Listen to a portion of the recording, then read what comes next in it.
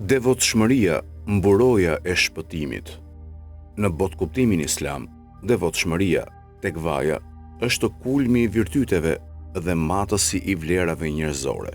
Fjala devotshmëri në gjuhën arabe do të thotë tekva, vjen nga rrënja ja, e cila rrjedh nga fjala e uikajetu, që ka kuptimin e ruajtjes dhe të mbrojtjes. Me fjalë të tjera, është aparati brendshëm që e mbron njeriun prej tiranisë së epsheve. Në terminologjinë fetare, nënkupton mbrojtjen e shpirtit nga çdo gjë që shkakton dënim dhe hidhërim të Allahut. Me fjalë të tjera, devotshmëria është një mburojë që e mban njeriun larg mëkateve dhe mosdëgjimit. Imam Aliu, paqja qoftë mbi të, e përcakton atë shumë bukur si braktisja e haramit dhe shkurtimi i shpresave.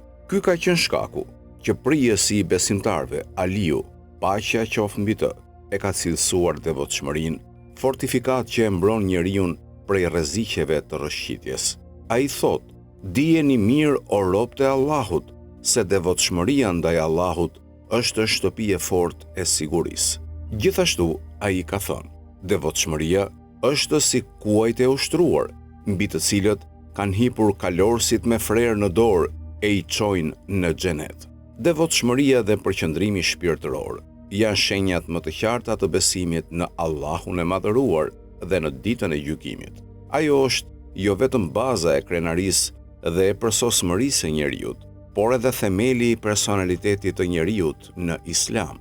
Allahu i madhëruar në Kuranin famulart thotë: "Vërtet, më fisniku ndër ju tek Allahu është më i devotshmi i juaj." Pra, ky është një parim islam i vërtet dhe i përhershëm.